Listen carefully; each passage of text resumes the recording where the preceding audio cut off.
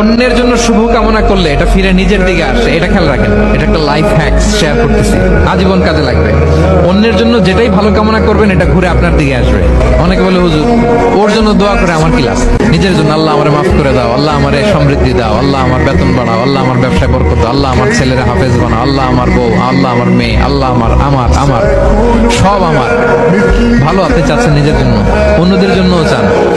আল্লাহ আমার সব ভাইদেরকে মাফ করো, আল্লাহ আল্লাহ আমার গোটা মুসলিম উম্মাকে তুমি বরকত দাও, কল্যাণ দাও, নেতৃত্বে আসার তৌফিক দাও, আল্লাহ সবাইকে সুস্বাস্থ্য দাও।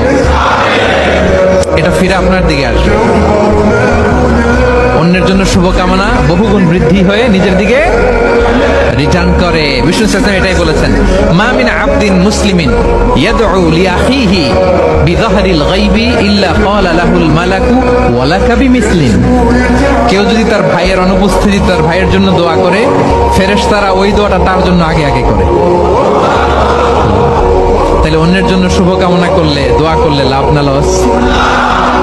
ধরেন আমি মোশাররফ ভাইয়ের জন্য দোয়া করলাম যে আল্লাহ মোশাররফ ভাইকে তুমি সুস্থ করে দাও, তখন ফেরেশতারা বলে আল্লাহ যিনি দোয়া করতেছে তার যদি কোনো রোগ বালাই থাকে আগে তারে সুস্থ করে দাও। ধরেন আমি বেলায়েত ভাইয়ের জন্য দোয়া করতেছি, আল্লাহ বেলায়েত ভাইয়ের এই সমস্যা আল্লাহ তুমি দূর করে দাও, ফেরেশতারা বলবে আল্লাহ যিনি দোয়া করতেছে তার যদি এই সমস্যা থাকে আগে তারে এটা দূর করে দাও। ধরেন আমি দোয়া করলাম আল্লাহ আমার এই ভাই, আল্লাহ সে গরিব, তার অর্থের বড্ড অভাব, দারিদ্রতা, আল্লাহ তুমি আমার ভাইয়ের দারিদ্রতা দূর করো।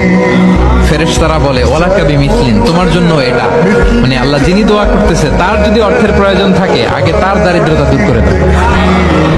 তাহলে বলেন তো অন্যের জন্য দোয়া করলে লাভ না লস? অন্যের জন্য ভালো দোয়া করলে এটা নিজের দিকে আসে।